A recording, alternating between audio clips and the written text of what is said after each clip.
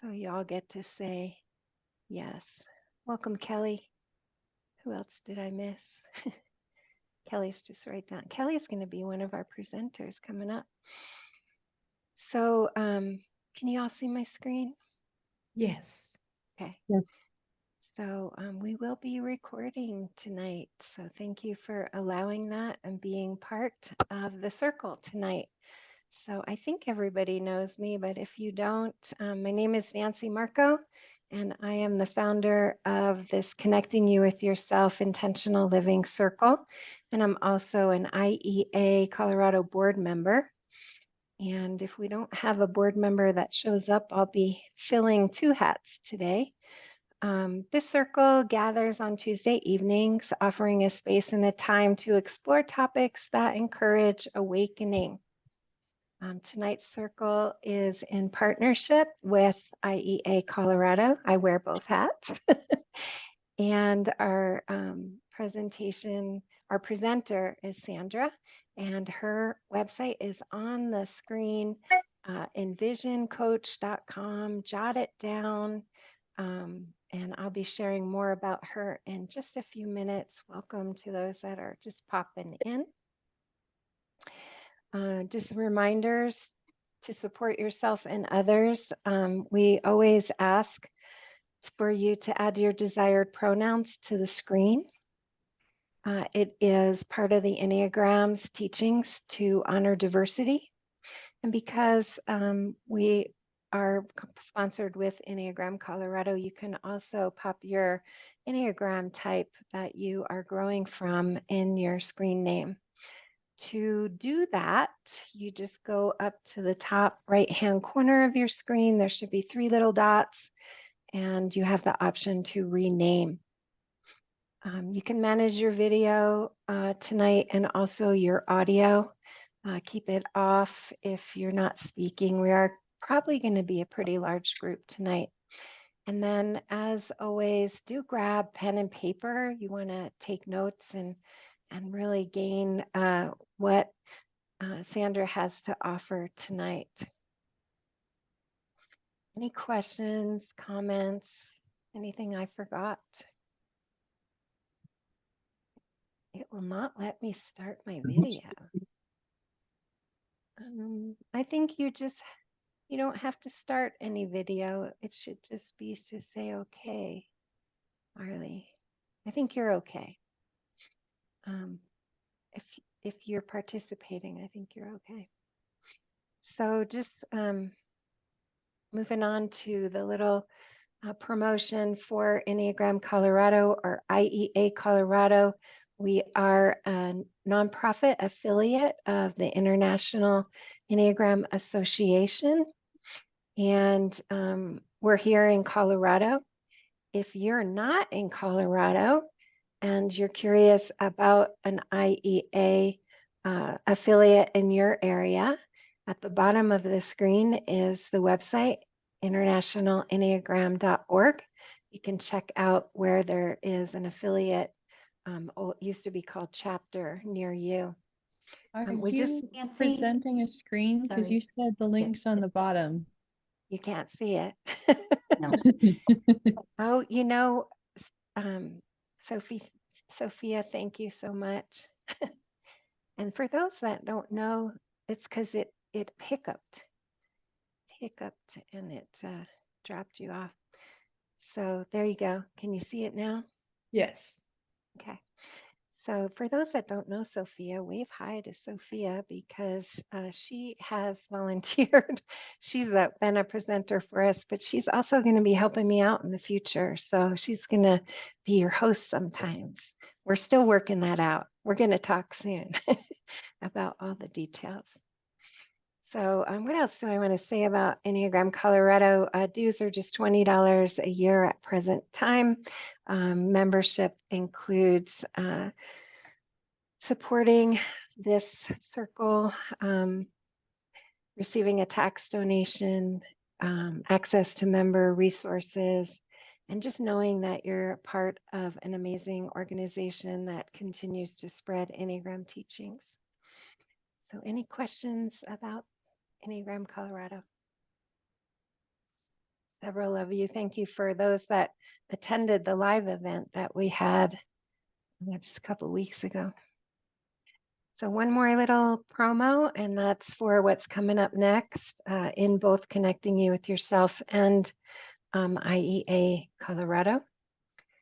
First off, if you join me for yoga on a regular basis, just know my anniversary, Paul's and my anniversary is the 21st. So there'll be no yoga on the 21st.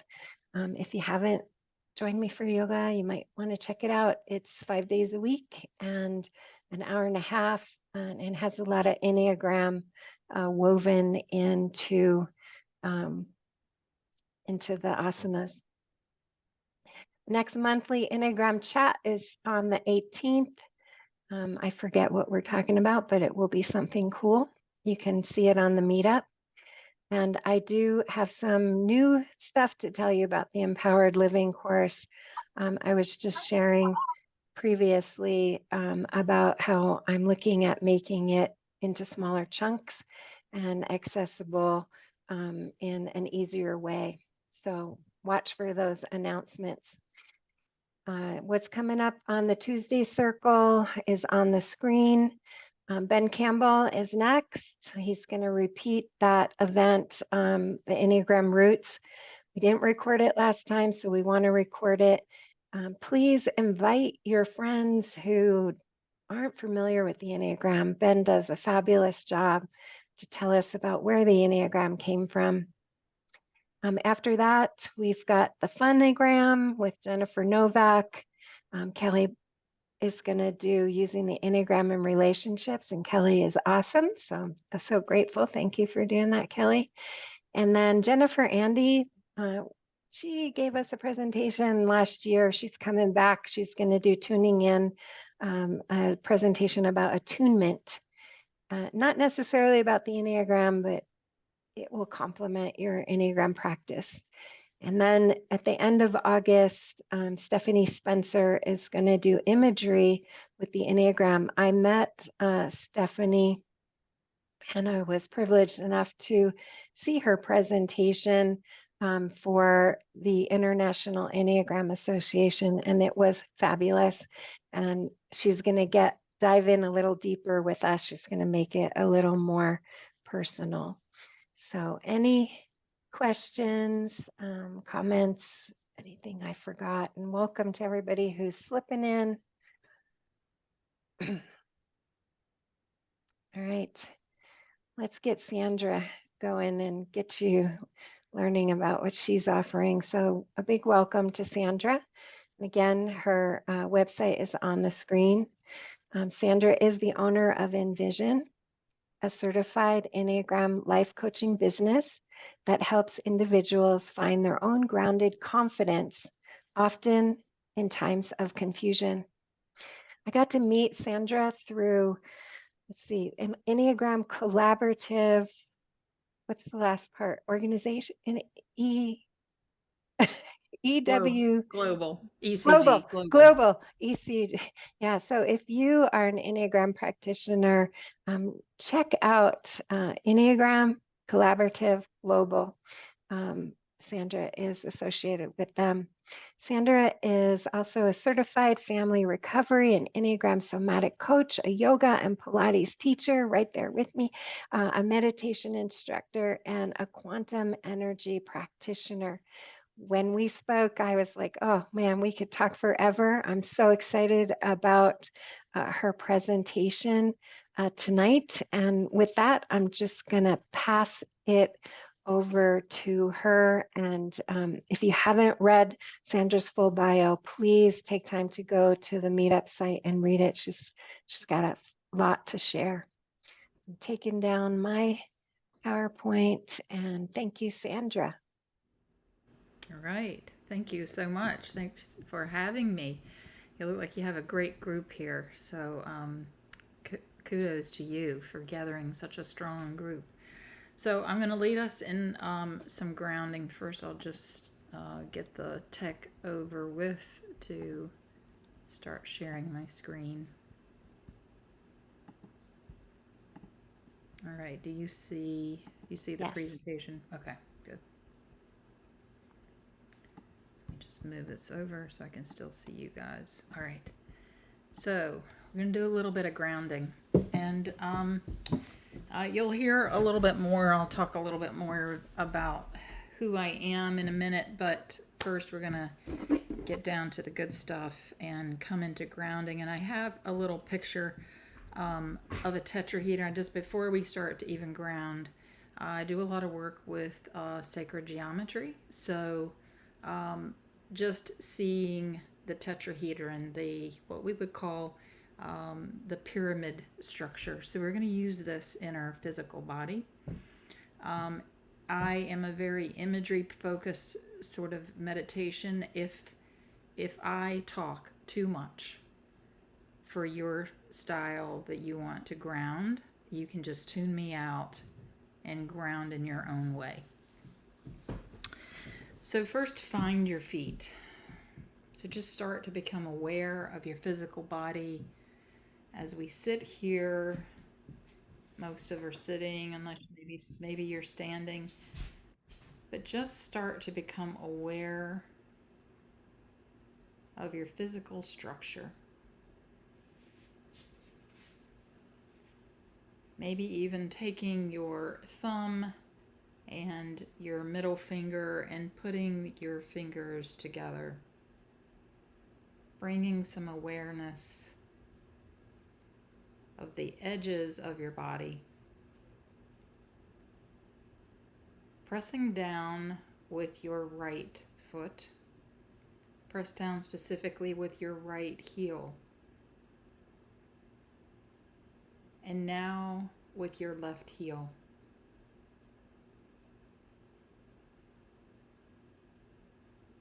And notice as the weight is on one edge of your foot.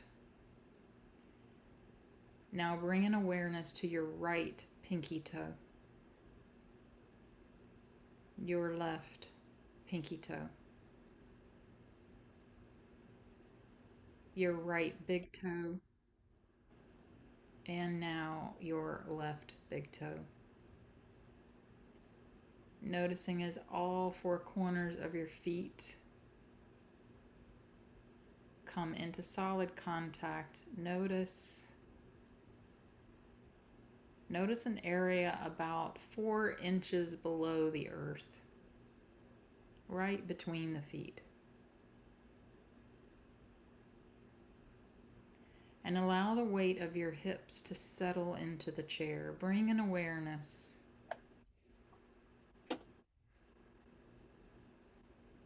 And in the chair, bring your body forward. And now bring your body back behind you, the weight of your body back behind. And I'll come to center. Now allowing your body weight to shift over to the left. And now to the right. And now come back into center.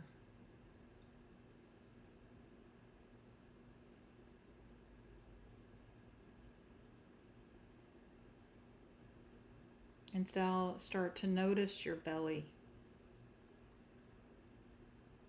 Notice your right hip. Press your right hip down into the chair. Notice your left hip.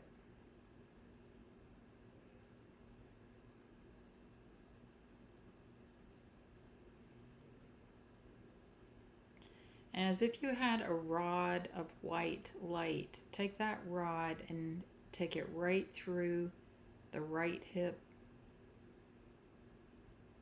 to the left hip. And now pull to center. And imagine you had a rod of white light that goes from your right hip to that place right in the center between your feet, that 4 inches below. And feel the weight of that right leg. Might feel slightly different than the left.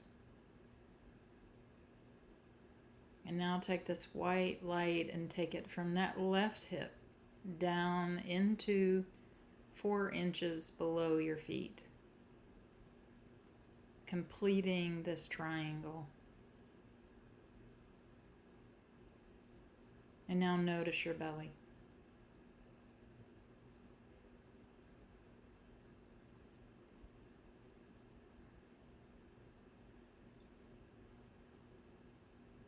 Just allow your body to sit on top of this shape that you've created.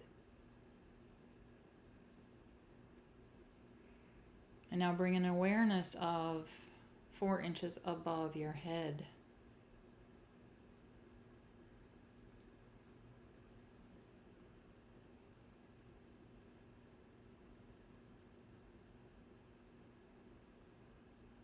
And from 4 inches above your head, take that rod of white light and connect it to the right hip. And now a rod of white light to the left hip.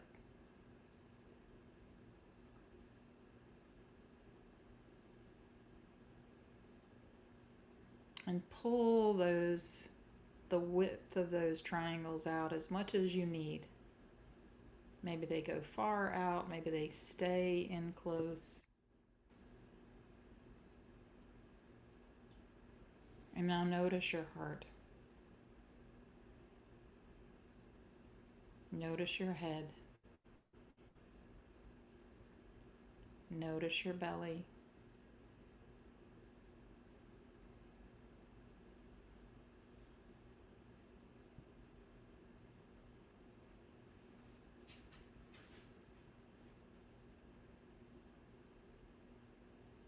And now notice if you come into what we call head-heart coherence, where the head and the heart start syncopating together. Bring a focus of attention right into the center of your heart.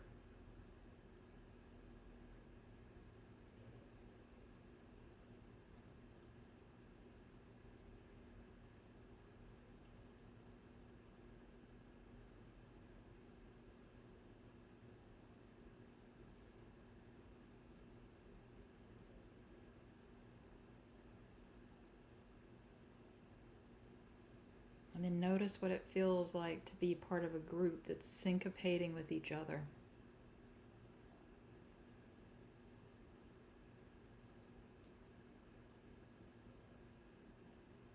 Notice what that feels like in the belly.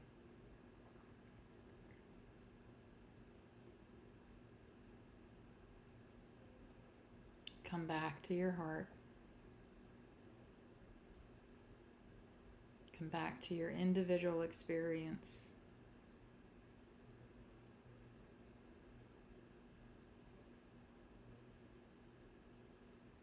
And now unleash your fingers and just place one hand over the belly button and the other hand on top of that.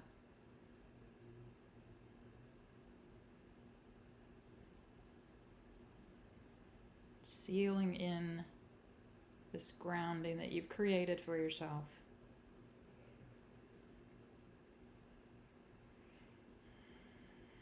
And when you're ready, you can come back into the room.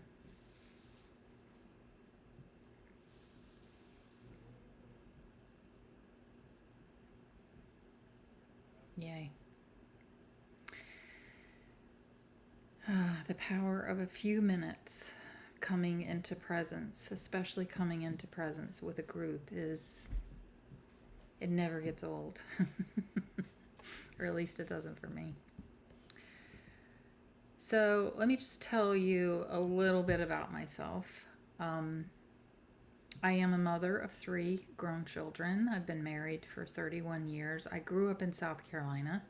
So if you hear my southern accent, that is why.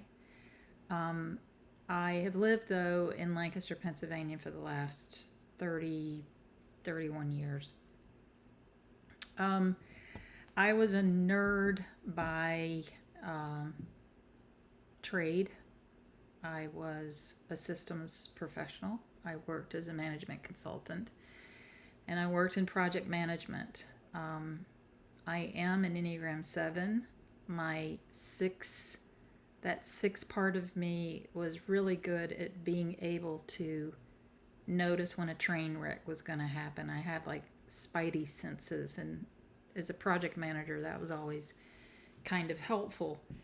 But I've always been in this like processes and systems. I see systems, I see processes. So I made a career of that until I became a stay-at-home mom.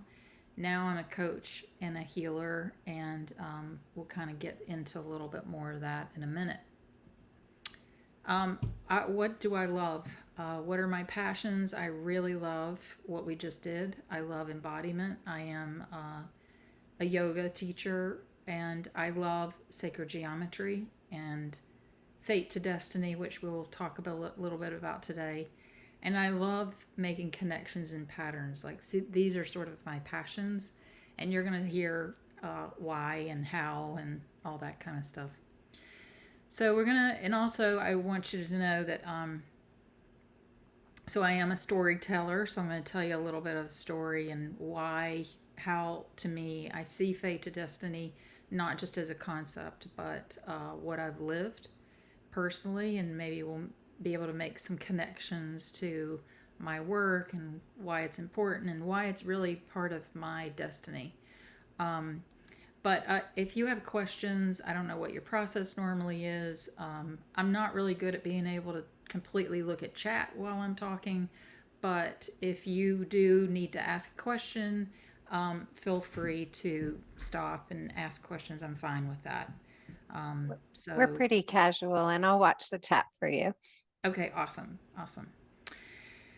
So, fate to destiny. I'm going to tell you a little bit of how sacred contracts, fate to destiny, really feels like I've personally lived this. So at 20 years old, my father died, and at his death, there was like an instant knowing. So I've had 2 major shock points in my life. My father's death at 20, and 6 years ago, the shock point of one of my children who is in recovery now. So those 2 were significant times in my life that I know these were sacred contracts. And even when they were happening, it's almost like my higher self knew that there was something that was going on here. So let me go a little bit back.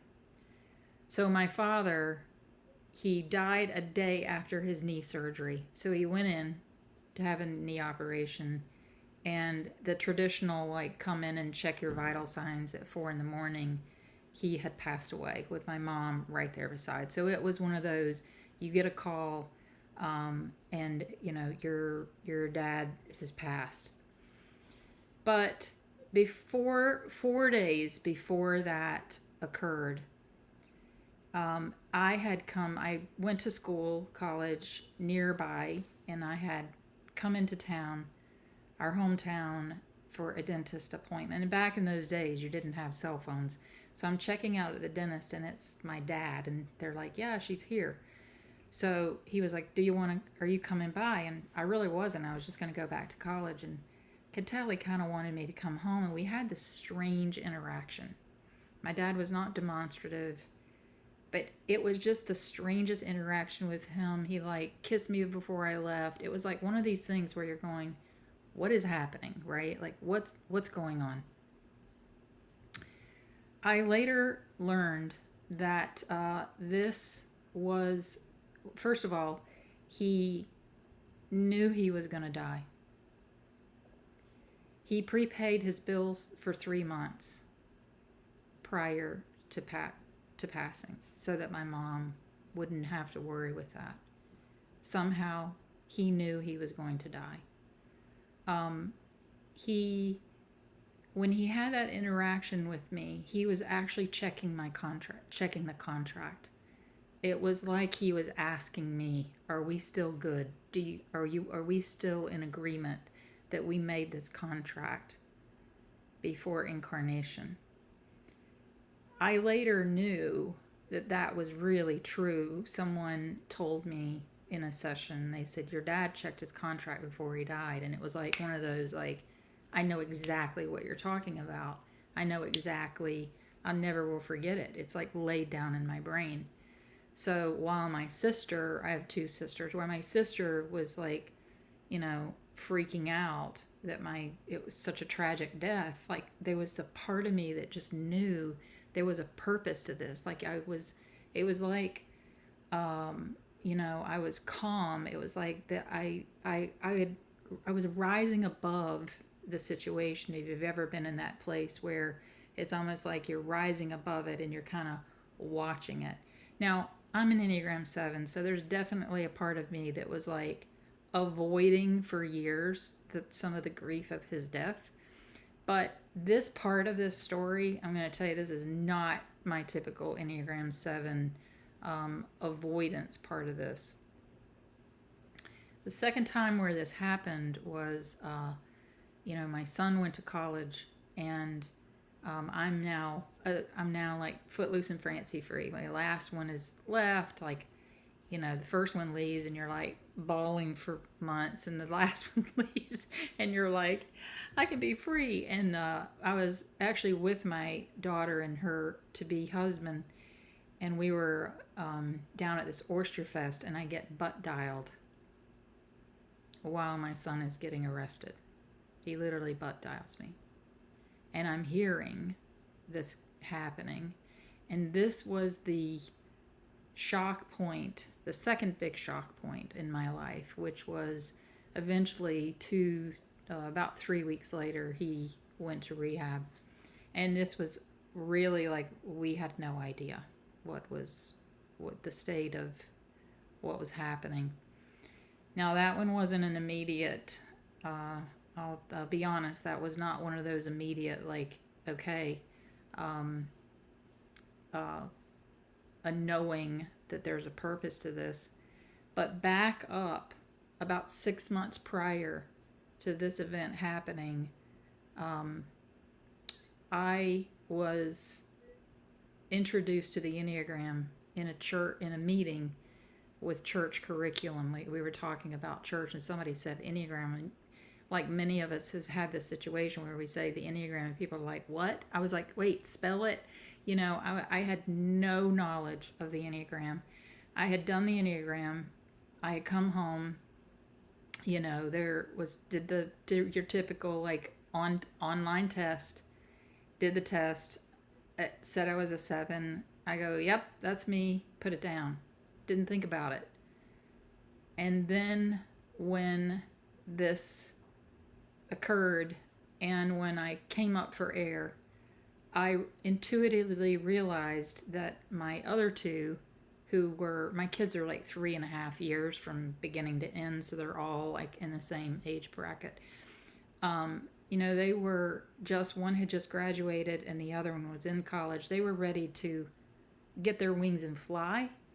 And I didn't know their Enneagram numbers at the time. Now I know one's a 9 and one's a 2. And I knew that they were going to serve me.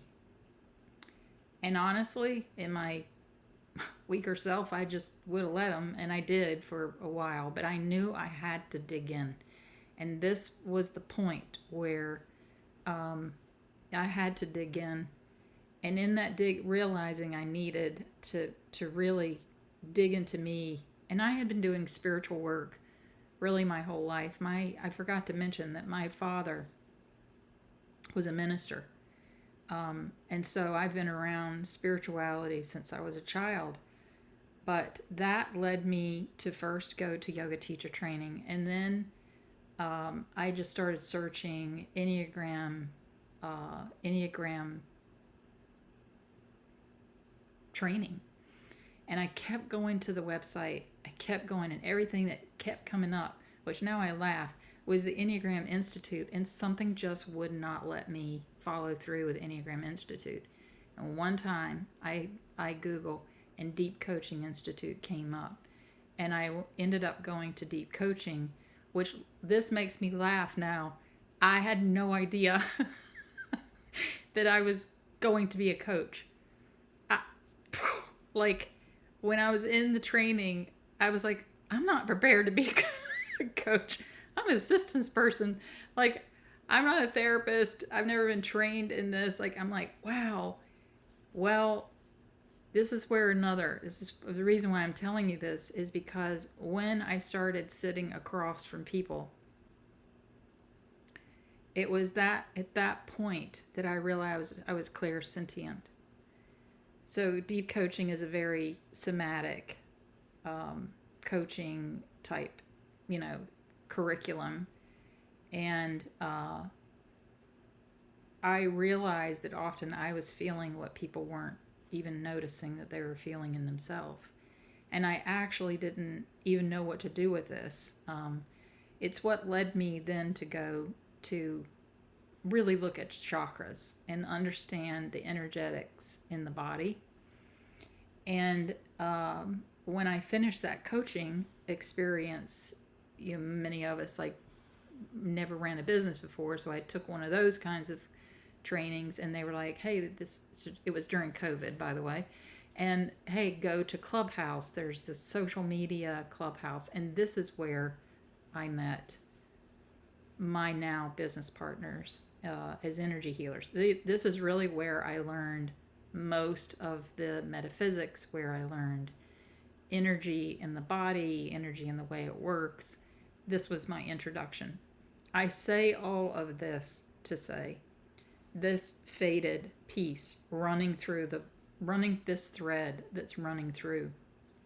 The last piece of this I just want to say is the last little tidbit of this faded piece that I see now, we call synchronicities, fate, is all things Egypt.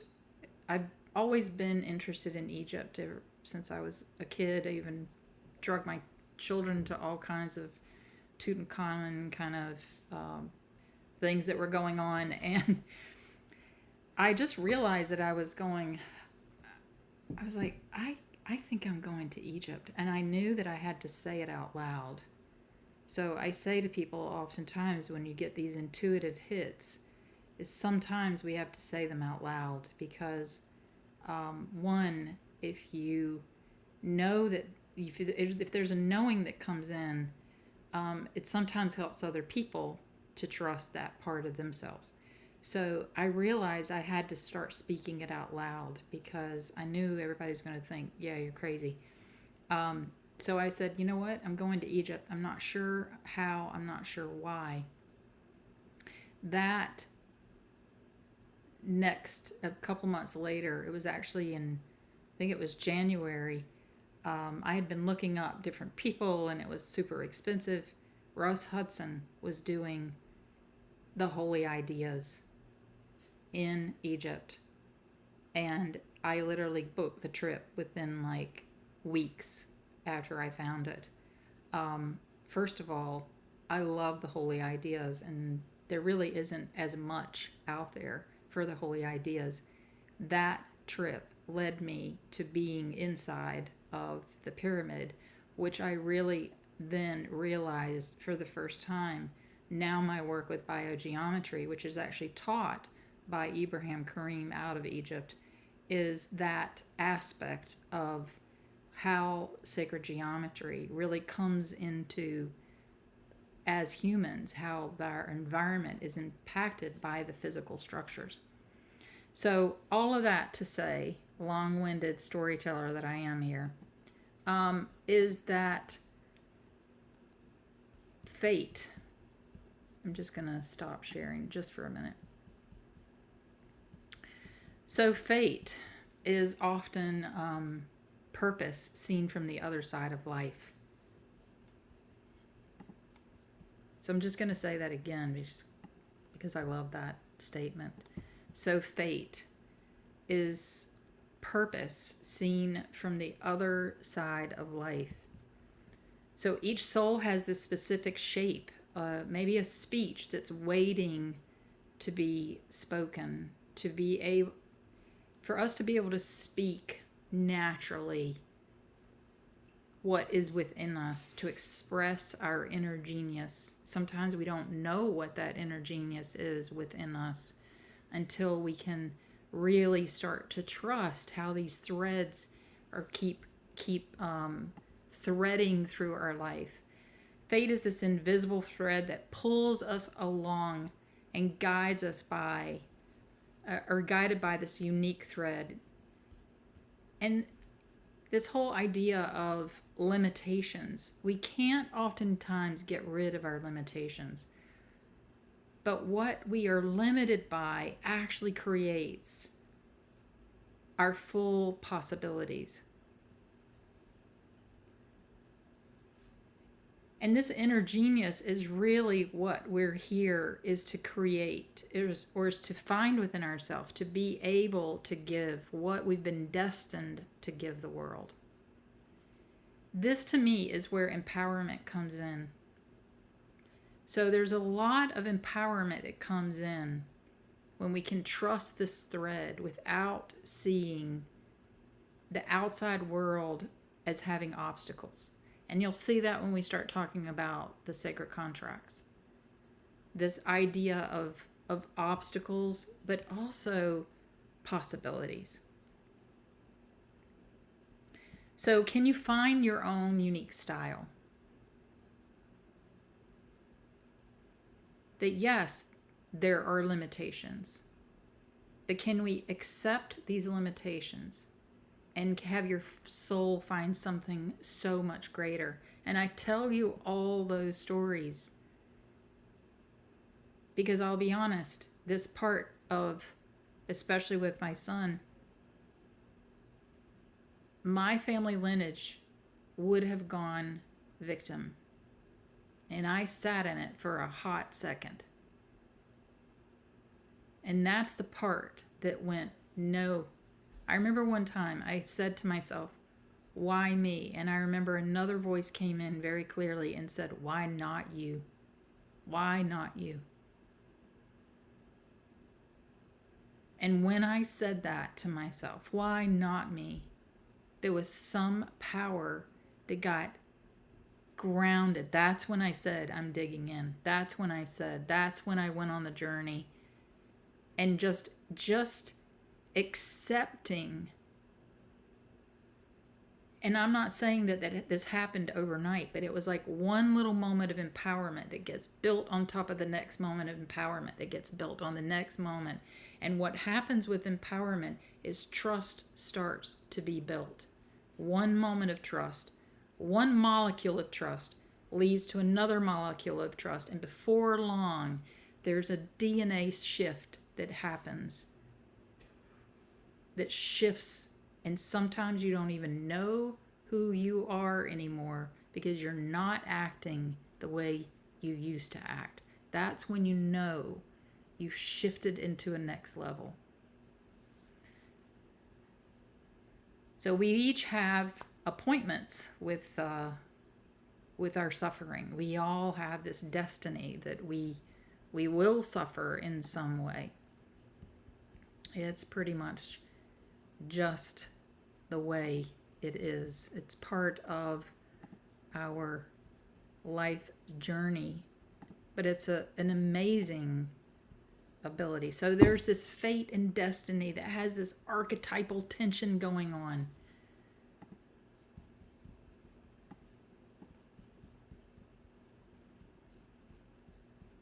I'm going to skip that part. So let's get into what is an archetype.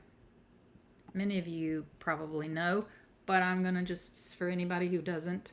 So an archetype is a universal pattern of power that you are actually born knowing. We all know this. You speak archetypes fluently. Carolyn Mace, who's the Sacred Contracts, is actually part of her system. She often says that your archetypes will dress you. And you can see this, right? You can see, how the teacher is going to dress versus how the artist is going to dress. How the Don Juan is going to dress versus how a geek is going to dress. So I put this picture up here because if I said to you, Who dances better, Don Juan or the geek? You would just know. I don't have to put a person's name. And in this case, this particular person is dressing the part. They're dressing the part. So these are energetics that are running through you. So there's lots of different types of archetypal systems, but to me, and this is sort of, life according to Sandra, so it's okay if you don't see the world this way, but to me, these systems are all pointing to purpose. They're all pointing to some aspect of this fate and this destiny. All right, so we know the Enneagram. That's an archetypal system. And then there's also gene keys. That's the one on the left side. And then we've got astrology, right? The natal chart. And then on the right side is sacred contracts. So all of these, so if we think about the Enneagram, not everybody is versed in understanding the Enneagram. But once you know the Enneagram, there's an aspect of that system that you may be able to sniff out. Oh, I think they're an 8. Oh, I think they're a 4. You're sniffing out the archetypal system that they're running on. You're starting to get clues to what that system is. Gene key, you might start to, once you start to know that. So all of these have, they're patterns that have this fate and this destiny. Many of them, except for astrology, have this 3-tiered system. This, I'll just speak sacred contracts language, where we have what is called Chronos, which is here, polarity. We have, Chronos, Kairos, that's this middle ground, and the cosmic. Gene key, it's the same. They call it the shadow, the gift, and the city. In Enneagram, we have our growth and our stress points. So we have this the higher mind, the lower mind, the lower heart, the higher mind. So they all have this aspect of incarnating into something and then going to this destiny, having this, will you get there? Maybe. Hopefully so. It's not guaranteed that if you come in as an Enneagram 7 that you're going to transform your judgment of the perfectionist. But I will tell you that as a child, I remember praying as a small child to help me not be judgmental. And I didn't even understand it. I had no idea why I would pray such a thing. It was baked into me that there was a destiny that I was going toward. So the Enneagram, right? We have 9 motivations here. Gene keys. It's called 32 codon rings based on the DNA. It's also 62 gene keys. Sacred contracts, there's 8 archetypes in your natal chart, and there's 4 survivors. We're going to talk about that. And then, of course, astrology, there's 12 houses, there's 12 signs. We can talk about all the different north nodes and that kind of thing, but you kind of get my drift. I wanted to present to you that in my body of work, I pull all of these systems in. I'll show you why I use the ones I do when I use them. So Enneagram, in my opinion, is really good at, of course, it's motivation. It's like that underlying operating system, but the way I see the world, there's an energy body that's underneath there. So I pretty much can see there's a template. There's a chakra template that goes along with each one of the numbers.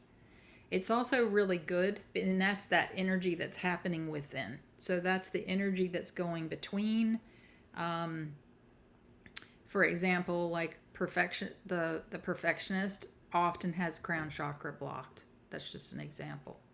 Um, that doesn't mean that every single person that I see that's a 1 is, but 9 times out of 10, their crown chakra is blocked. They have a disconnect, energetic disconnect between the crown and the heart. It's very difficult for them to feel the connection between the the divine coming in. Often you have to triangulate to help them feel that for themselves. And what's interesting is their heart is huge. Their heart is huge. It's just a little bit repressed for themselves. So that's a template that comes in. It's baked into that Enneagram type. It's also great for the relationship between as energy systems meet energy systems. And of course, it's got sacred geometry. So there's like frequencies of movement that's happening between the lines. You get like frequency shifts, which is why you get this interaction between people, and also when we move along our lines. Sacred contracts, in my opinion, is really good for it's very cosmic. It lends itself to a cosmic template. You can work with them in bringing in the cosmic, the high side of an archetype. And it really is good for empowerment, like empowerment and disempowerment. We're going to talk about that with the 4 survivors. I haven't mapped this completely, but I'm feeling the nudge that it's like it's really related to instincts. I mean, I kind of know that, but I haven't been able to say, okay, here's the instinctual patterns of like the sexual and the social and the self-pres, other than to tell you that those are all first 3 chakras, and to me, the survivors are for the first 3 chakras. Astrology is really great at being able to place time and really understand that something outside of you is impacting you on a collective way. Really, there's the other systems don't have time associated with them, or in my view, they don't. Maybe they do with you guys, but that astrology can really help in that way. What's happening in the collective that's impacting you? What's happening? I mean, there's a lot that's happening right now, right? In the collective, and how we're all going through. There is a fate. We are all going through a fate to destiny with what is happening in our world, right? And also in the alignment in the stars. So let's talk a little bit about sacred contracts. So first of all, does anybody have any questions before I go into this, just to give you a chance if you do have any questions? Yes, I'm just wondering if you could tell us the chakra block for all the types. I can't totally. It hasn't completely laid down with all of them for me. And partially it's because I need to work one-on-one with people to start seeing the patterns. It's not an intellectual thing. It's an experience thing. I can give you what I know. As you kind of probably already know, 5s don't often come into the work. So I have never had a 5. But I can tell you who I attract. So I know the people I attract. I attract 2s and 4s and 8s for sure. 7s, 6. So a 2, I know 2s really well. So 2s, what happens with 2s is they get so overloaded in their heart. Their head goes foggy. And their head goes like, it gets like a misty fog. And then what happens is, because their head gets foggy, they go into this, what do I do? What do I do? What do I do? What do I do? What do I do? And the what do I do creates more fog. And really, you'll hear twos say a lot, like, I'm so tired. They'll be like, I'm tired. And that tiredness really comes often because of that relationship between the foggy, and it starts to drain.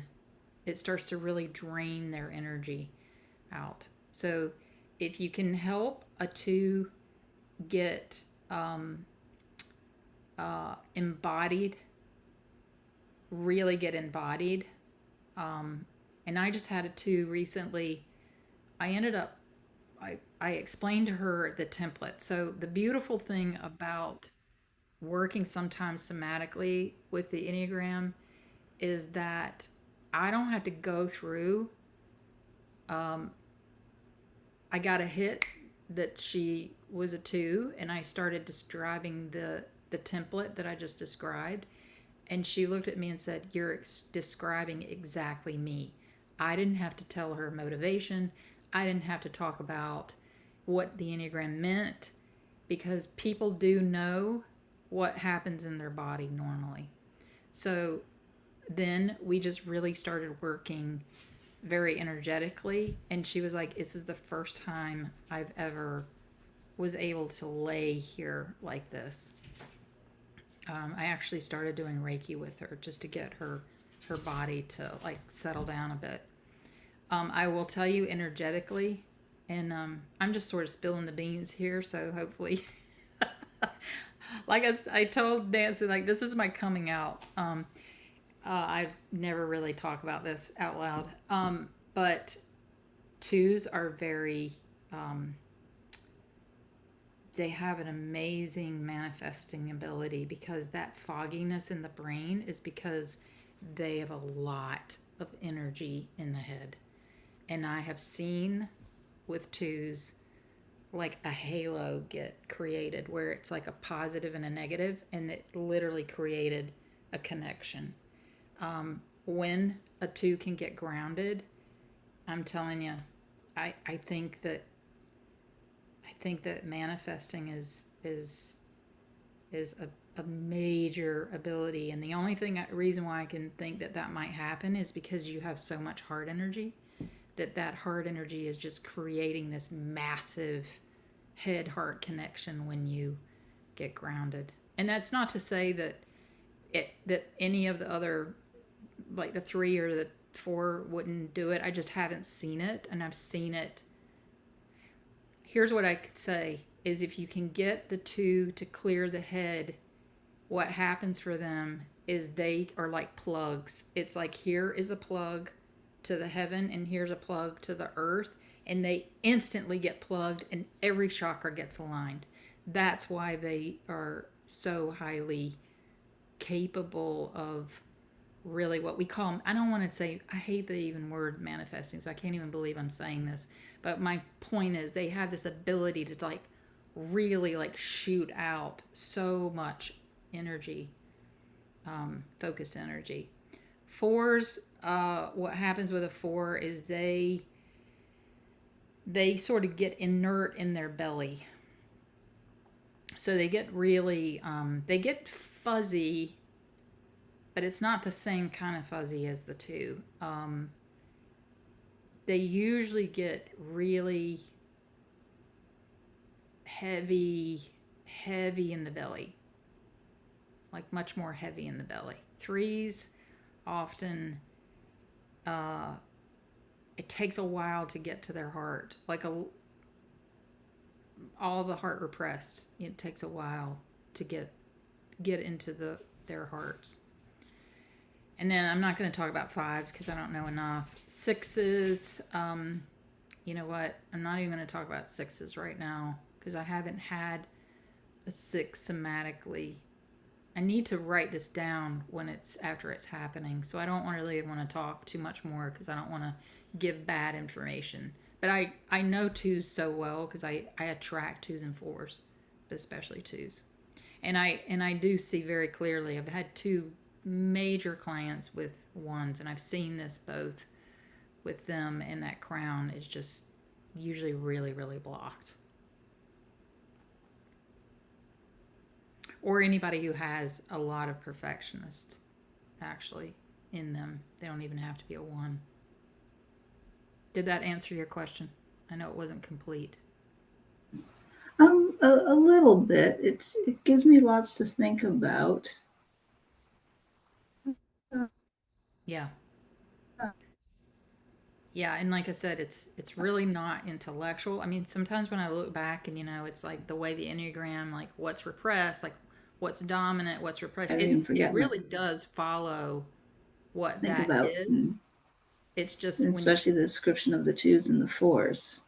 I'm And I sorry, do what? 2s and the 4s, but I also do like the fact that you're saying, I don't know enough to say yet. I think that's really good. Mm. Yeah, I'm still exploring myself. I feel like the people who come to me, they like I feel like in some ways I'm not really supposed to see another person yet. Things usually happen very experientially for me. It's like I'm shown things when I need to see them.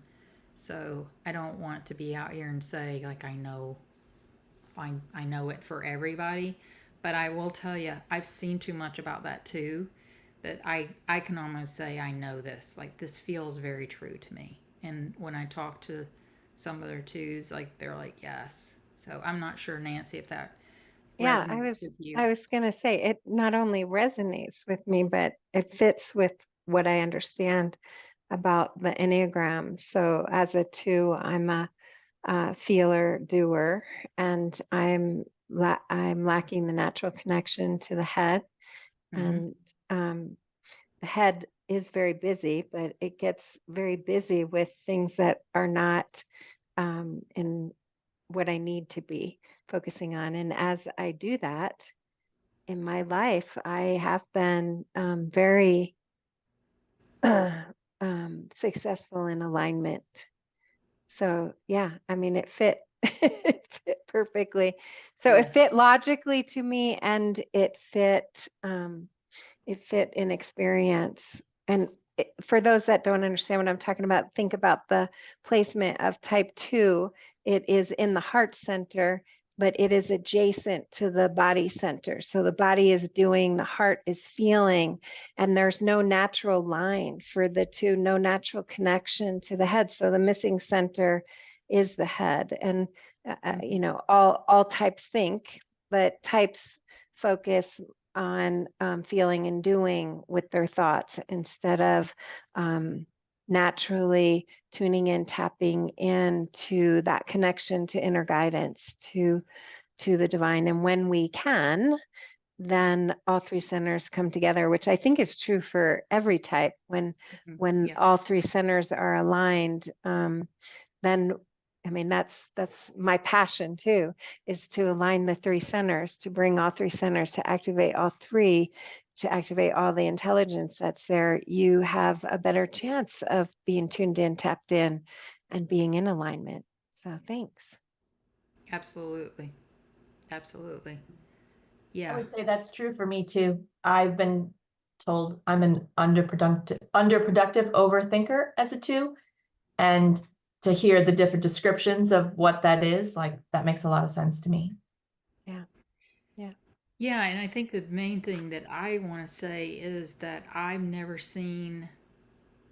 have not personally seen energetically any other type that has the ability to complete, and I want to say this in an energetic way, a closed circuit.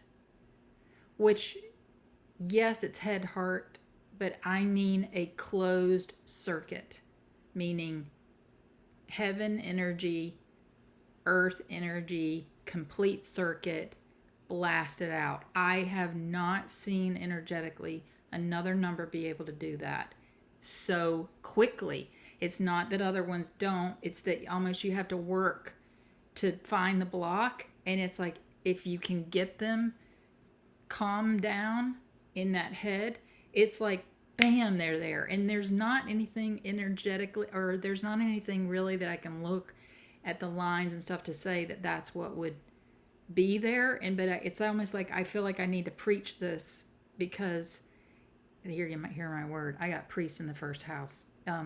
Preach this because it is so powerful, powerful, powerful. And I haven't seen it in literature anywhere else. So I think that what I also see sometimes is that the twos are have so much heart energy, and they need to hear this. You need to hear this, that you are really have an ability to help the world. We are the helpers, and I think it has to do with that essential quality of unconditional love. Yes, I do too. I think that moving into Christ consciousness, we're all playing a part. Right. Each Enneagram number is playing a part in bringing in the Christ consciousness, but there definitely seems to be something special there. So let's go to the survivors. So survivors in sacred contract work, they are those last stronghold. They are like the powerhouse that's going to take you down, but they're the powerhouse that's going to help you get out of survival mode. So we are all fated to come in survival mode. We know that through the Enneagram, but we also know that through sacred contracts that says you will have to figure out how to work with your survivors. So think your first, second, and third. And I do something called womb healing, and I also see that these survivors are often the last. They're the last ones that can let go. So these are Carolyn Mace. This is part of Carolyn Mace's system. These are her definitions. So the victim is the guardian of self-esteem. The prostitute is the guardian of faith. So let me go back. The victim, the guardian of self-esteem, knowing when you will be victimized. Having enough esteem to know when you'll be victimized, but also knowing when you're victimizing someone else. So it goes both ways, remember? Prostitute is the guardian of faith. So how much will you sell yourself out for safety and survival? The child is the guardian of innocence. So can you stay innocent in life? And if you want to talk about, there's multiple children, but some children come in, some archetypal children come in very adult, and some come in very child. So always, no matter what system we use, for the most part, it's coming to center. So it's like, for the eternal child, they need to come into center where they still keep their innocence, but they can survive in the world. And the really adulting child has to come to center to know, yes, you can survive in the world, and also don't lose your play. Don't you lose your sense of wonder. And the saboteur is the guardian of choice. So even if we don't make a choice, that's a choice, right? So what happens is these get hooked together. They like to play together. They like one goes down and they start taking the rest of them down with them. So I'm going to give you a little bit of a taste of what it looks like when you have the same Enneagram number and you have, well, this one I'm going to just talk a little bit. This is an Enneagram 2. And so in her chart, she has, and if you know astrology, I didn't go into the houses, but the way sacred contracts works is it's in the house, just like the natal chart is. So lover is in the first house. So this is the house of identity, right? Makes sense, right? And by the way, I don't pick their archetypes. They go through and they pick their 8 archetypes, and they pick which child is the child that they resonate with. And so makes sense, right? Lover as an Enneagram 2. It's her first. She also has companion in the 12th house. So her wheel, like her part of her destiny was coming in as this sort of, at this pioneer in her 10th house, is to sort of dismantle a little bit of this hierarchy. Can there be a new way of doing things? This particular person actually, her relationship didn't work early, and she had a married early. It didn't work.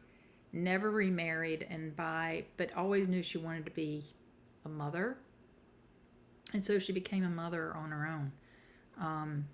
And so she continued to be a pioneer that we don't have to do things the traditional way. This companion, she came alongside, right? Isn't that so quintessential too, where you come alongside a person, that companion, often to hold up the other person, but also in the shadow might think that they're less than, forgetting that what gifts they have, right? And so she is an example of a 2 who's coming in with this I'm coming alongside someone to help support them, but also sometimes forgetting who I am.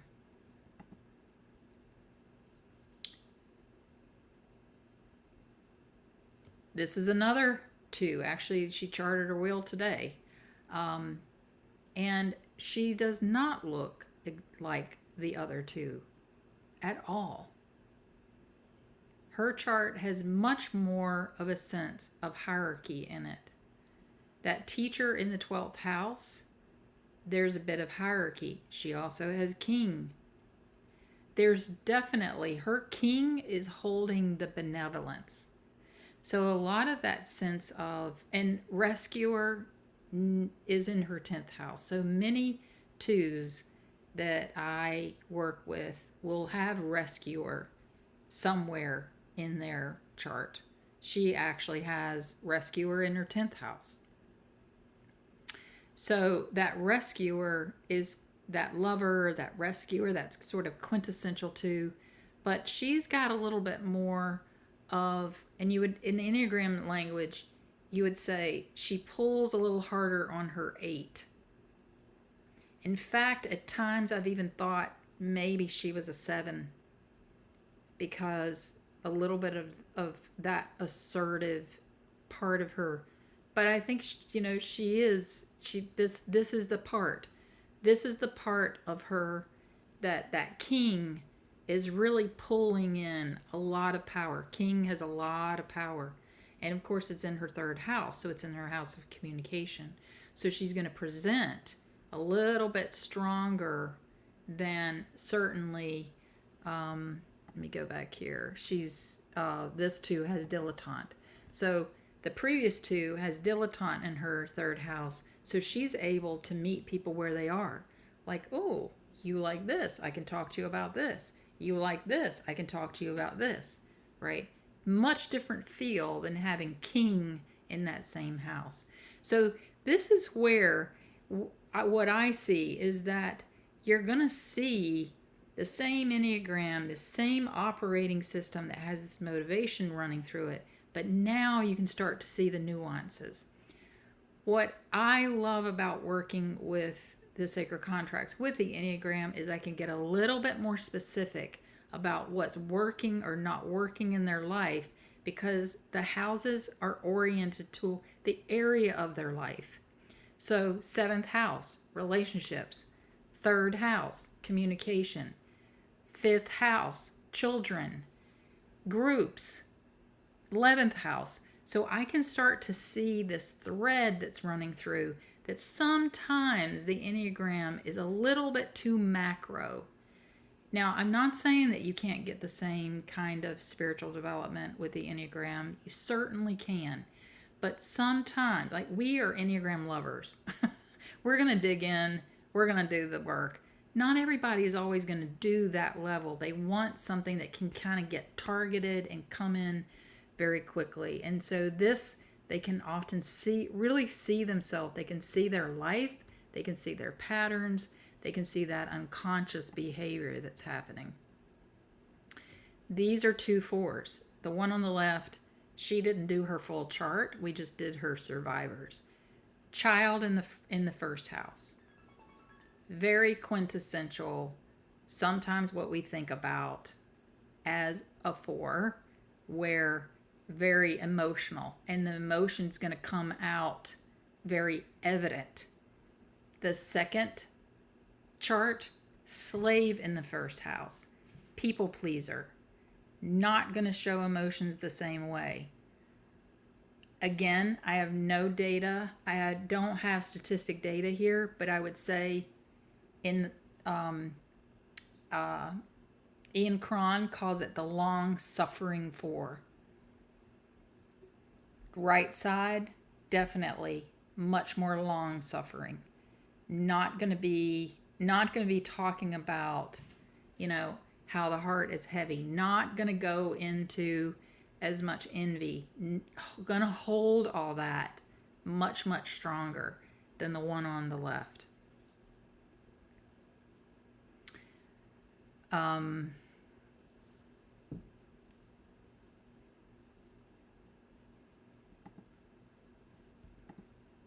Let me talk about this one. So here is 2 different types. And I want to show you this one because they both have slave in the first house. Now, first house is mask. First house is your first defense. It is going to be the place that you just go back to over and over again. It's like the thing that is quintessential you. Not that all the other ones aren't quintessential you, but it's going to run a lot of your show because it is your identity. Both of them have slave in the first house. One on the right is a 6. The one on the left is a 4. Very much people pleasers, but their motivation is much different. Much, much different. The 6 on the right side, very much, she has a lot of perfectionist in her. That visionary, 6th house is where perfectionism happens. That visionary doesn't trust because of the magical child. The magical child is worried about being overcome. So if her vision is wrong, if what her intuitive senses are off, there's a lot of like, oh my God, what's going to happen? So that she even sometimes looks like a perfectionist because that's so strong. But that fear and the what if scenario totally is running her operating system. She is a 6, but without some of the archetypes to help her understand, she totally gets confused at, I'm not sure I am a 6. Maybe I am this number, this number, this number. Well, if you're a coach, when they start saying that, to my first clue is, okay, put 6 in the hopper. If they can't decide which type they are, 6 is going in the hopper. But once we charted her wheel, we understood, okay, now I can understand what's happening here. So she has a complex energetic system going on. No doubt about it. No doubt about it. But I want to point out that slave in the first house is both of them run on people pleasing as a default pattern. When things get sensitive, they're going to go to the slave. And the slave is one of those archetypes that it is one of the strongest archetypes. The example is like, Jesus had the slave archetype. It is a very, very strong archetype, and especially to have in the first house. So that really helps people be able to get down into what's underneath the cover than just the Enneagram. That to me is sometimes, I always go macro. If I get into like with a client that I'm working with that we know both of their systems, we can go, finer level of detail on the sacred contract macro. So we kind of we'll bounce back and forth to be able to see the energetics that are happening. So what about ancestral? So when we look at our own chart of origin, and we can start to see like what these energies that are running in us, this is oftentimes where we can step back and see what are the archetypes that are running through my family. Because archetypes are genetic. Like, I wouldn't say that Enneagram types are necessarily genetic. But I will tell you, archetypes are. I've seen it too many times. There's a thread. And you may argue the genetic part, but I'll tell you there's a thread. And if you think about genes, they are the thread that's running through on a physical layer. So this thread is running through us. So part of what I have come to believe is that, especially now in the fate and destiny that we're all in collectively, is that a family line has a destiny to resolve some of these archetypal patterns that are running through the family line. And what I see is, and we call them, the transition leaders, sometimes I call them the conduits. The conduit will come and say, I know I need to do this. And they do it on behalf of the family lineage. But the reason why they do it is partially because that is running in them. So I just ask you, just take a second here, or maybe more than a second, but just settle in just for a second. And number one, see if that even resonates with you. And if it doesn't resonate with you, that's fine. That's okay. But if it does resonate with you, have you ever thought of what archetypes your family line is here to transform? And what part is in you that you've been working on transforming? Whether you have been working with the archetypal system or not, is there a knowing? So I'm just going to give you a second. I'll just ground you just for a minute. So sort of come into your body and just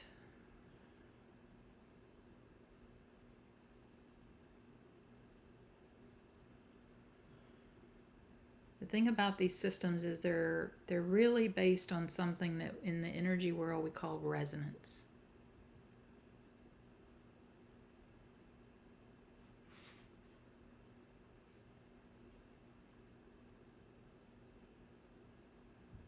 So what in you resonates?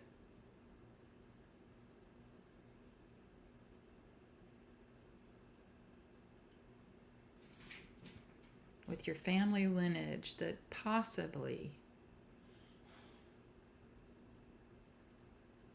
you're here to help transform?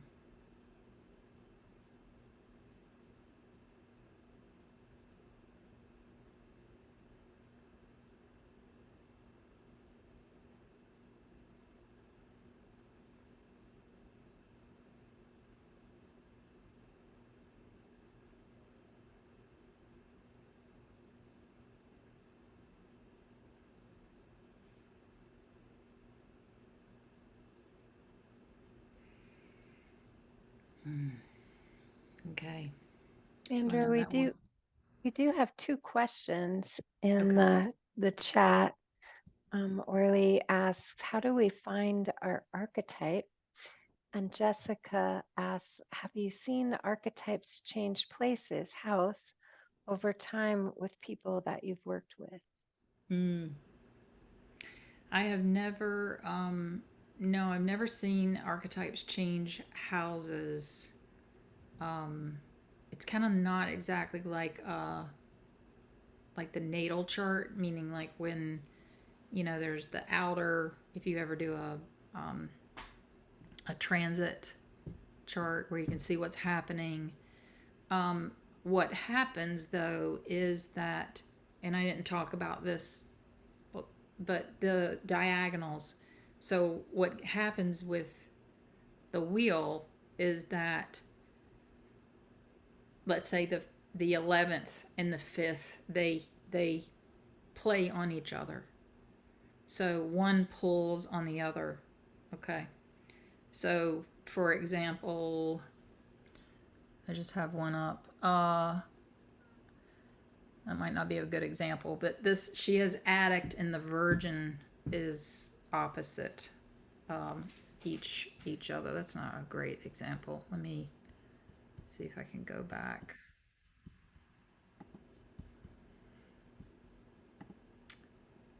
Warrior and mother across from each other. So, and if you've ever had raised children, you can probably understand, right? So she's got warrior in her 5th house. So she's really good at going to war. Saying. What's this? You're not sharing your slides with us right now. Yeah. I was just looking back. She has warrior in the 5th house, but she's got mother in the 11th house. So there's a lot of guilt in this person because her warrior went to war in her home with her children, meaning, we yell and we get angry, and she has a lot of guilt about that. And yet she's got mother in the 11th house, which is in the house of groups. So that group, that mother, that nurturer in groups is sort of battling a bit with this warrior in the 5th house. Now, that's where Mama Bear, can really come in well when you're going and you're protecting your children and you're really good at that. Like that people pleaser, like she's a slave in her 1st house, but if it's called for, she can go into warrior mode like that, and she can be really good at it and do it in a very tactful way. So this is the house of sun, where this is her gift. This is where she can shine. But she's got to resolve that people pleaser in 1st house, which I'll tell you quite frankly, she doesn't. But she keeps herself in guilt because she did go to war with her children by yelling. So they don't change places, but what happens is they start impacting and they start behaving differently.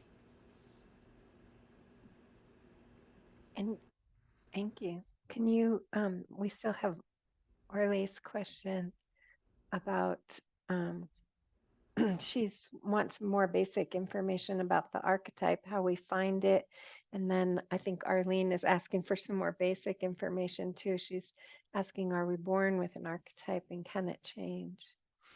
I don't know why I'm not seeing the questions. Okay, are we born with an arc? You're born with your chart of origin. I don't think those change unless you do what I did. And when I first did it, I just did it from Sacred Contracts book, and I didn't really know what I was doing. And I chose 2 archetypes that were too close to each other. So when I was going through my training and I was in a group, they highly suggested I rechart my will because I had King and Midas both in my chart. So you'd only have 8 to pick from. And King and Midas are both kings. So in essence, I had 2 archetypes that were too close to each other. So I recharted my wheel. So they don't change, but what happens is you have access. This is why archetypes are so powerful. Every archetype is in the cosmic understanding. So in the collective mind, every archetype is there. You have access to every single archetype.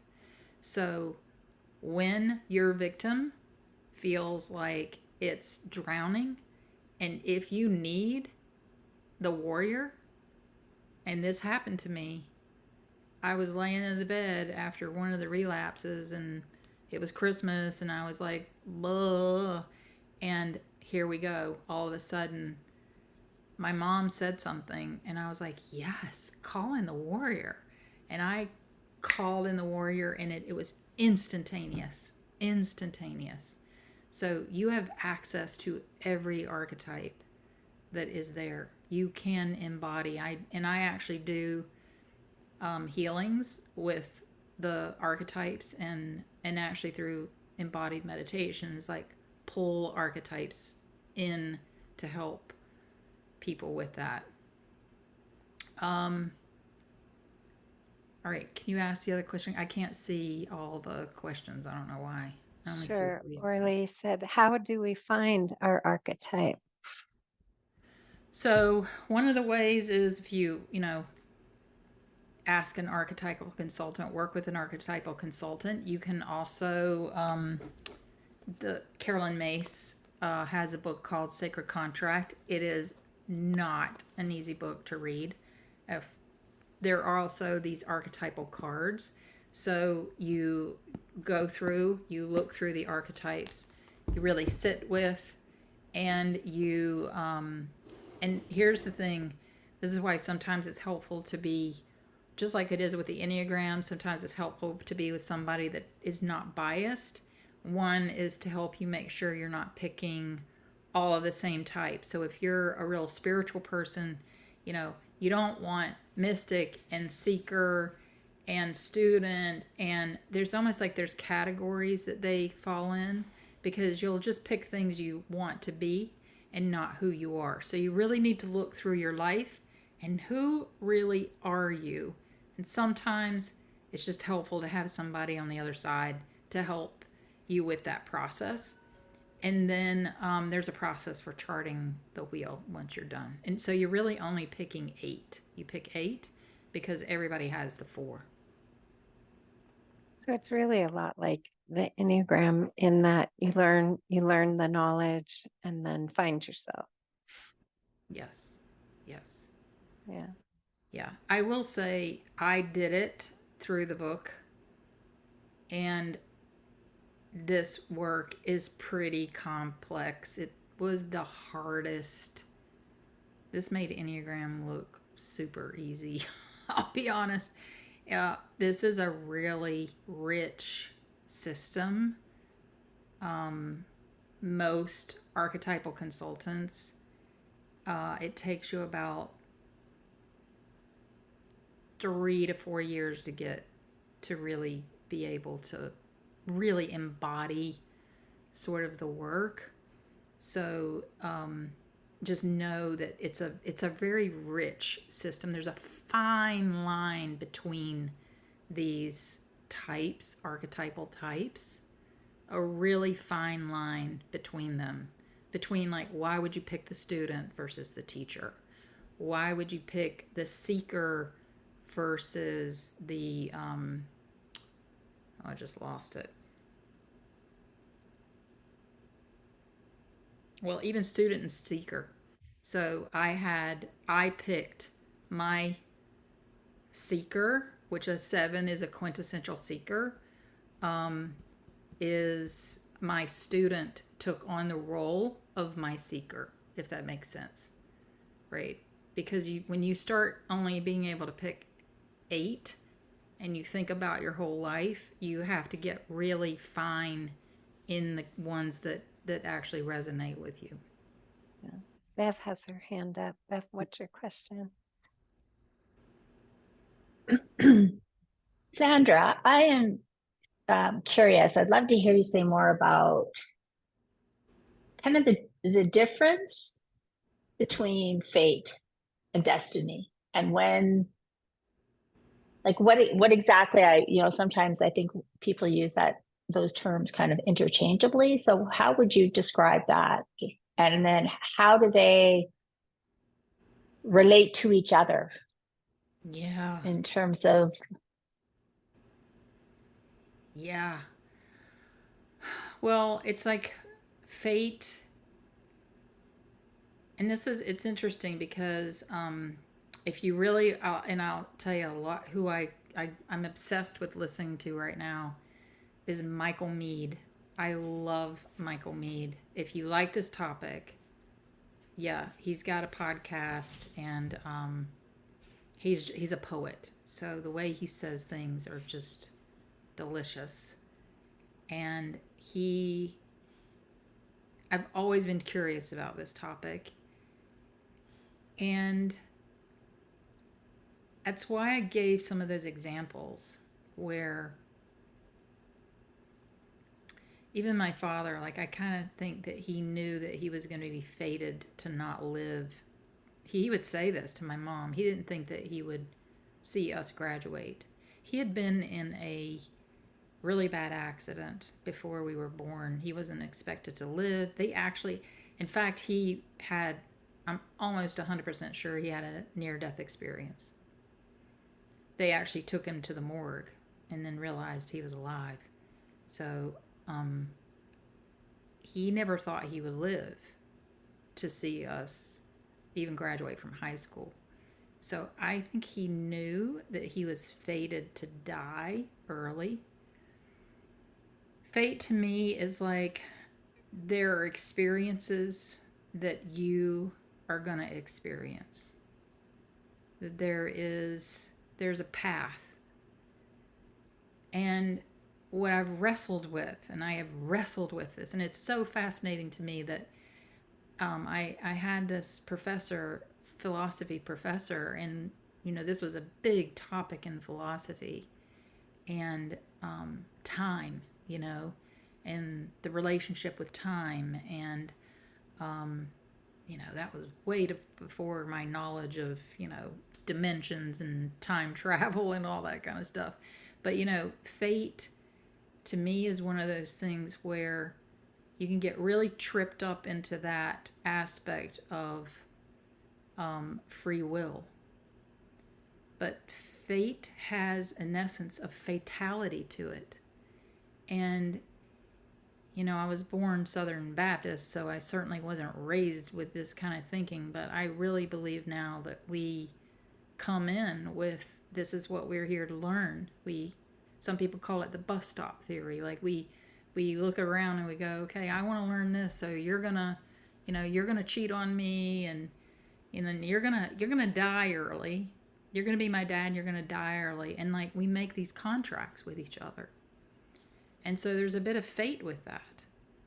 But there's also a destiny that we're headed toward, because we had a destiny to remember X, or to really to remember the essence of who we are. So our destiny is where we're going, but we were fated to have some things happen that we agreed to.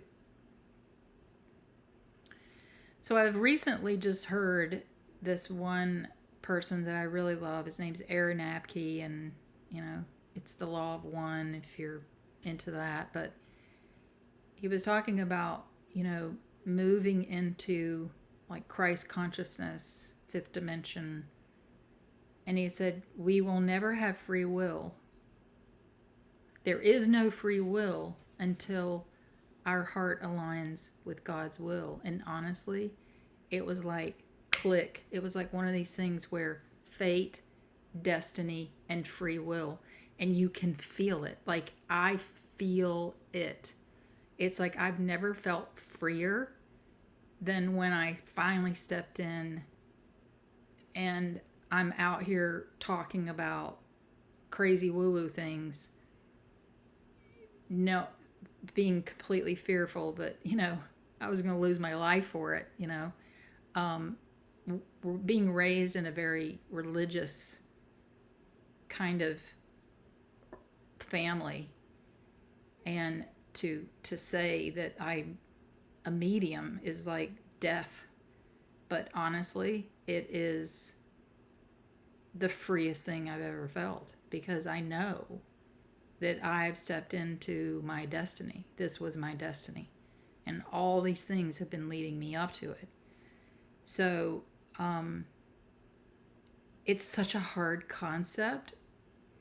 And I think it's great if you're questioning, because I think this concept of fate and destiny and free will, it's like, it's the part of us that struggles and struggles and struggles and struggles and struggles. It's like we want to grasp it. We can't really get our hand on it. We can't. And what I've just come to for me is like, you got to feel it. You got to Interesting, feel it. interesting, Sandra, because you're capturing the holy idea at point 2. That is holy will and holy freedom, and it is not. And I also think it's important for those who are not real familiar with what Sandra's talking about. These contracts that we make, we're not making it from our ego. We're making it from our essence, or our soul, if that aligns with you. And when we trust, and we go to, the head center, trust and faith in the path that we have, I like to say we chose it. Yeah, exactly. And that's the That's part where free that's will. the Yeah, the that's destiny, the that's the destiny, the destiny. fate. Yeah. Yeah. I Arlene wasn't just going had. to talk. Go I ahead. wasn't going to talk about that, but part of Russ, you know, when you start the Enneagram, it's they always make the 7s wait last, right? And before I went to Egypt, I kept seeing Anubis. Anubis was showing up. It would like pop up on my phone. It was like, and if I don't know if you know Anubis, but Anubis is the one like with the mask. It's like a dog, but it was like death. If you look it up, it's like associated with death. And I was kind of freaked out. I was like, oh my God, what is this? And I kept getting like death things. And I'm like, what is Change. the heck is happening? Until, and now again, you got to remember, I got priest in my first house. That's my, this is my ancestral lineage. There's ministers running through my mom's side of the family.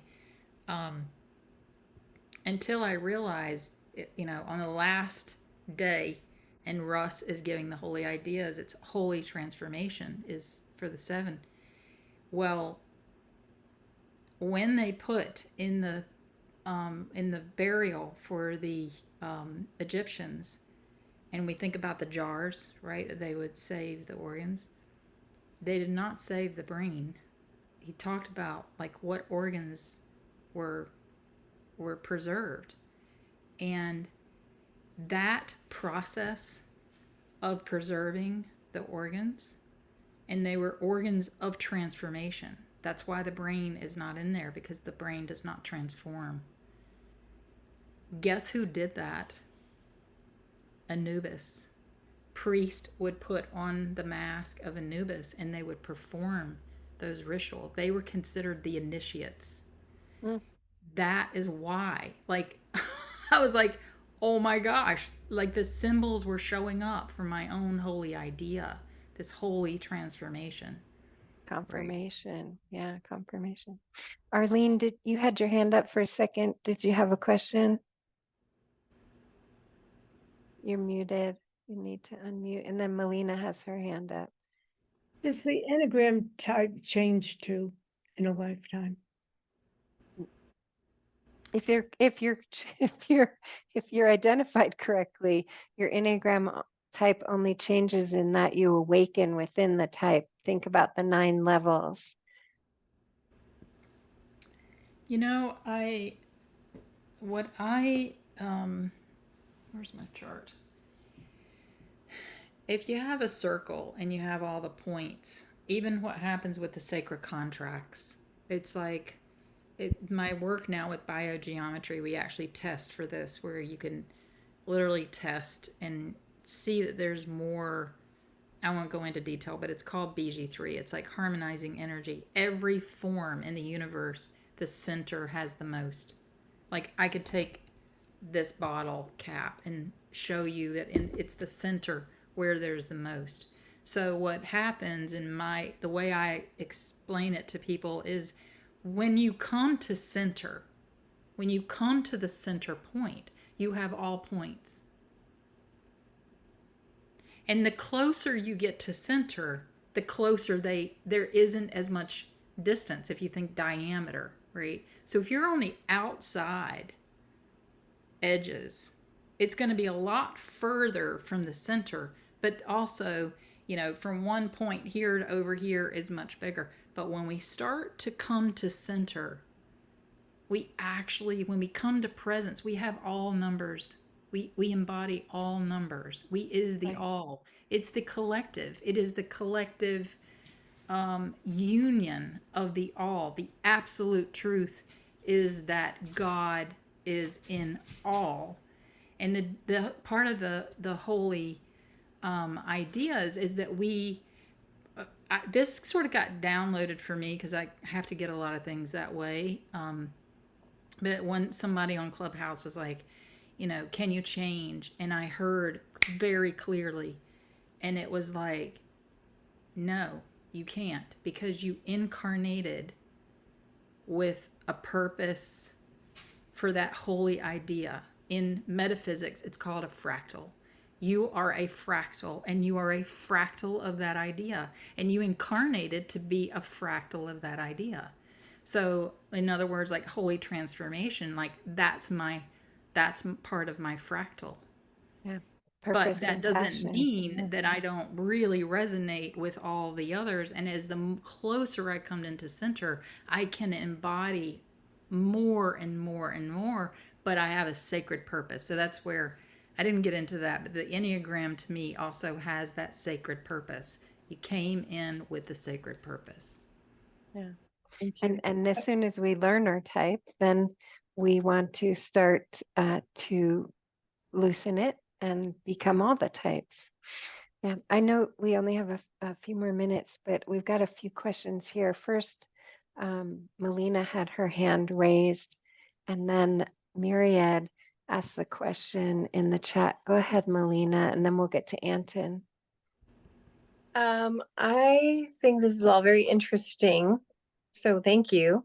And also, I was wondering, I guess we maybe don't have enough time now, but if we were going to get back to the thing about the question you asked about our families and the archetypes that perhaps we are working through, and then individually in our families, what our archetypes are. And maybe, you and I should do a one-on-one session, because I really need to know all that stuff. Absolutely.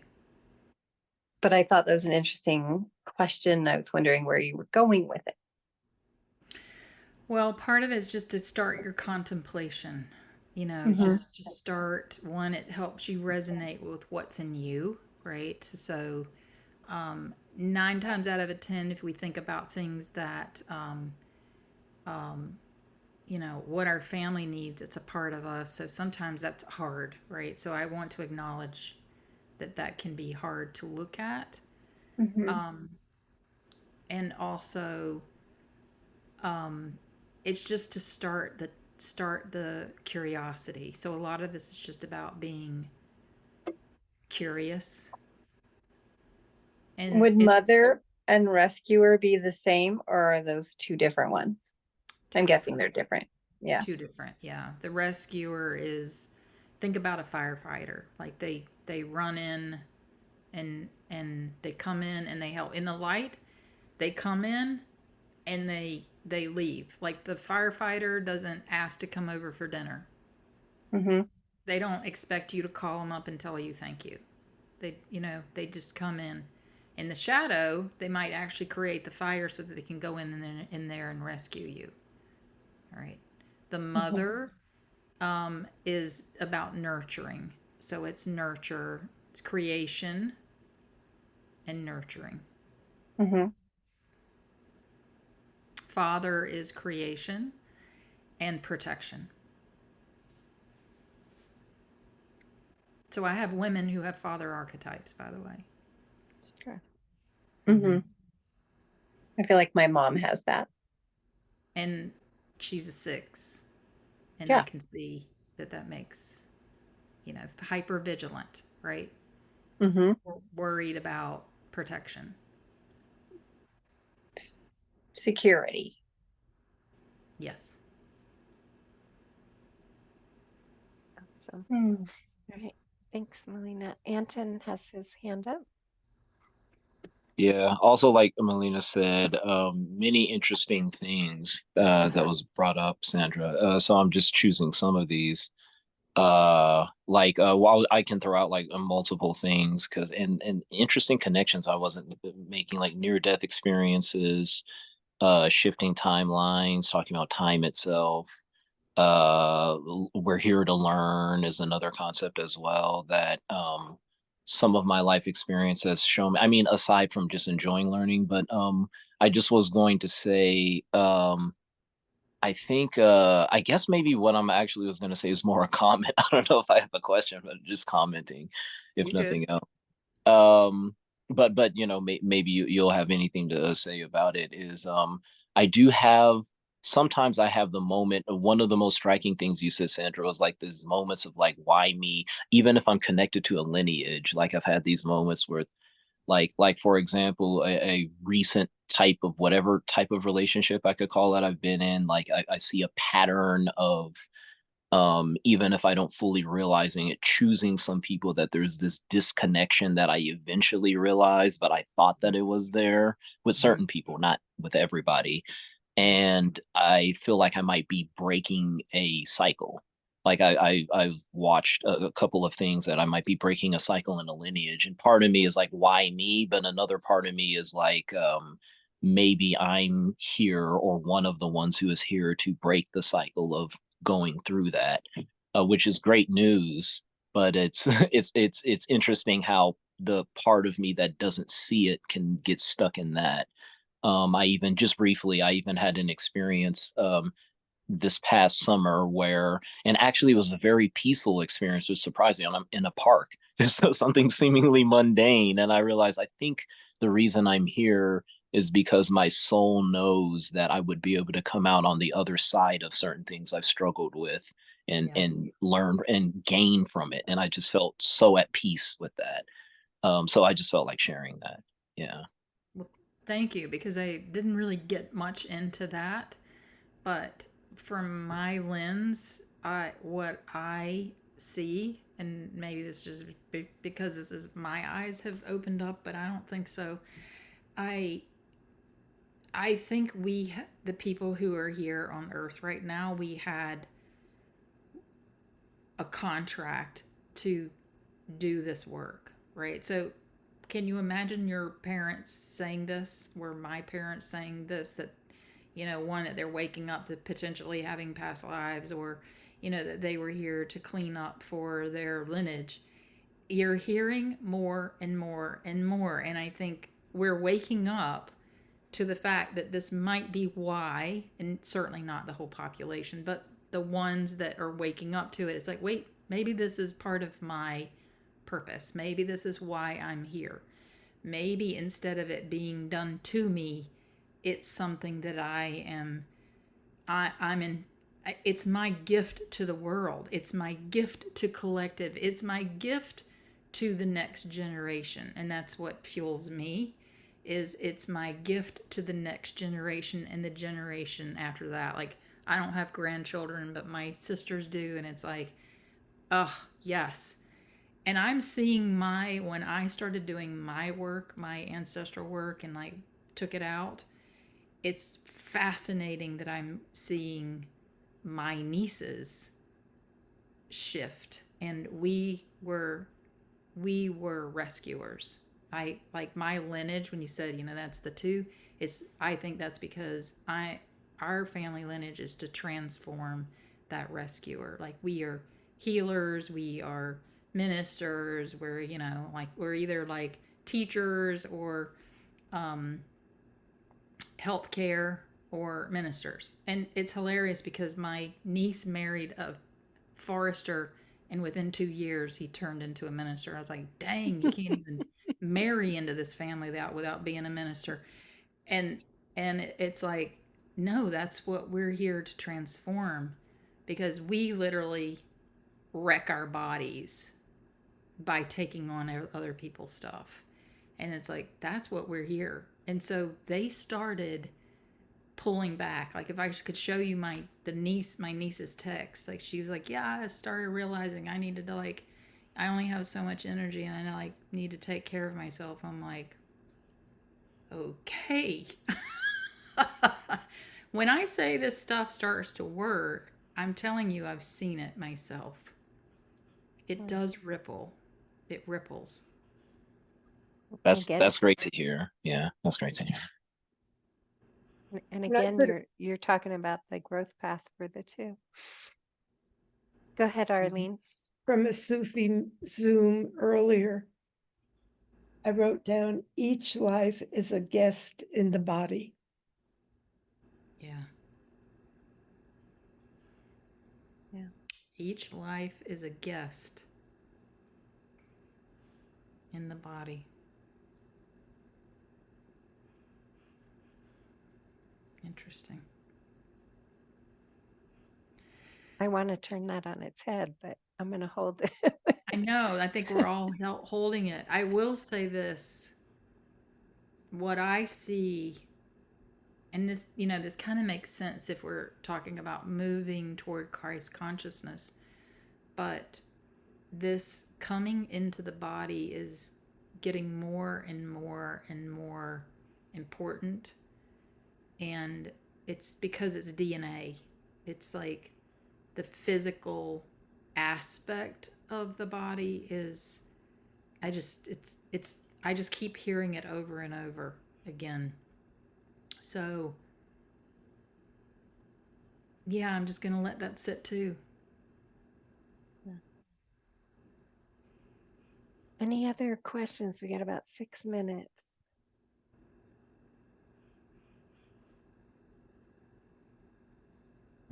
Go ahead, Marianne. Hi, everyone. I'm interested in knowing a little link with astrology. I don't know if it's the right place or right time. With, you know, how we're supposed to resolve a family line destiny. I have Jupiter and immunoquely in Scorpio. You have Jupiter where? Jupiter in Scorpio. And, in Scorpio. And immunoquely in Scorpio too. In what house? What house? Like in the lower one. I can tell you right now. Second house? No, actually, no. Fourth house. Oh, okay. Oh, okay. So fourth house is karmic. So all the water houses are karmic. So you're coming in with a lot of, you're probably coming in with a lot of family lineage. And you got Jupiter there, which is blowing it up. So Jupiter expands.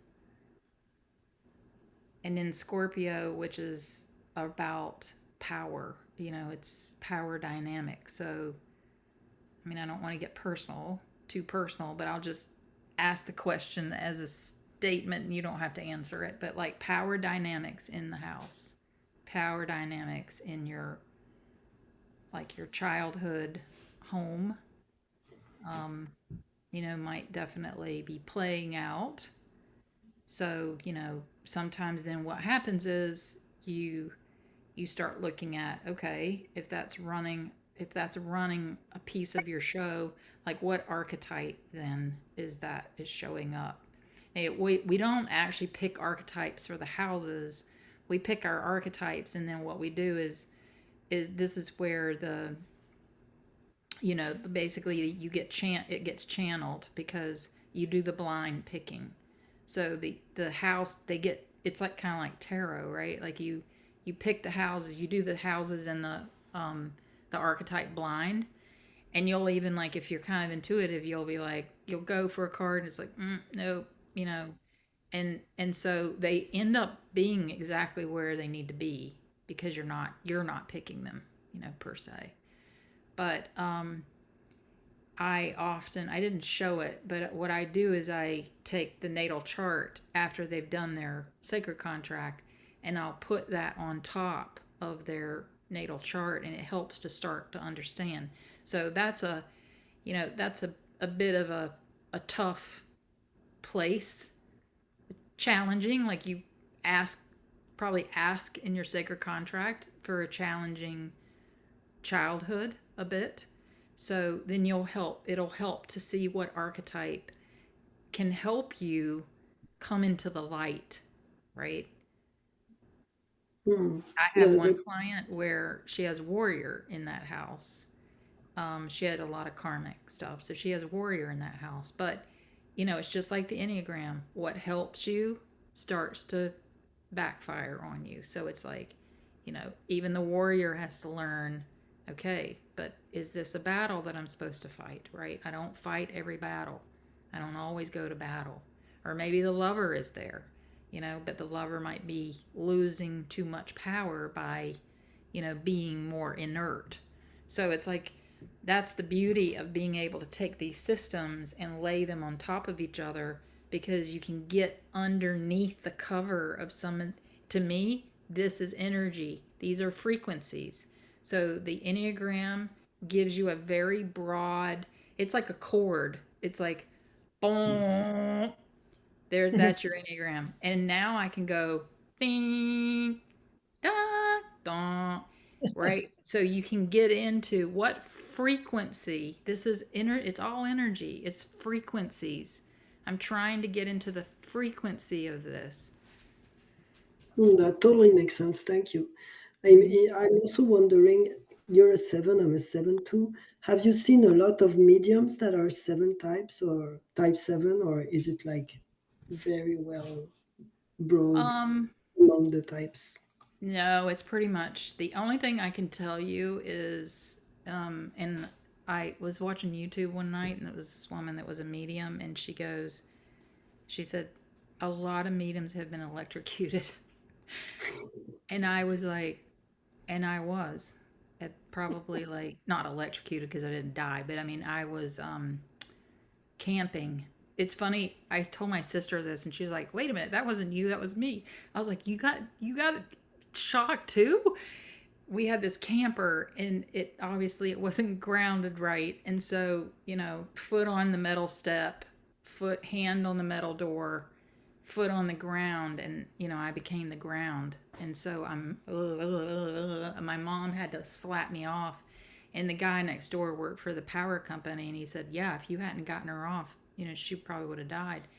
There is a connection between people who have been shocked like that, or near-death experience. Almost always their intuitive gifts are always kicked on, or undoubtedly like being shocked. But I think it's why I see circuits. I always see circuitry. I see things like, energy like that. Thank you so much. That's very clear now. Yeah. Mm-hmm. It is 9:01, and I just want to say thank you so much to Sandra. I've got notes here of things that I'm going to ponder, and I hope you all too. This was dense, and it had a lot to it, and I really thank you all for being here, and especially Sandra. And time to say goodnight. It's really late for Sandra. Let me just put this up just in case, Go ahead. because somebody asked. I'll just put that up again. Oh, can you see? Yeah. my contact. Okay, so it's it has my phone number on there in case anybody else, if you want to text me, feel free. Thank you. Yeah, that's perfect. You guys can take a screenshot of that too. What Save it. city are you in? Lancaster, Pennsylvania. Pennsylvania. So Okay. she's up really late. That's We okay. really I'm a night appreciate owl. that. And this is just a little bit of some of the stuff that I do. Yeah, this. So yeah, if you reach out, or if you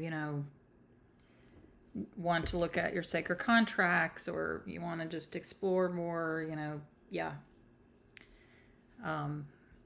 Anything that I can do to help. But thank you guys for being my first coming out of my work. So I appreciate your generosity. She's on her way. We're so, and maybe you can come back and do some more, and we'll have more questions. Yeah. All right. Thank you so much, guys. Thanks, Thank you. everyone. Thank you. Thanks, Nick. everyone. Thank you, And Sandra. Thanks, Bye. Mm-hmm.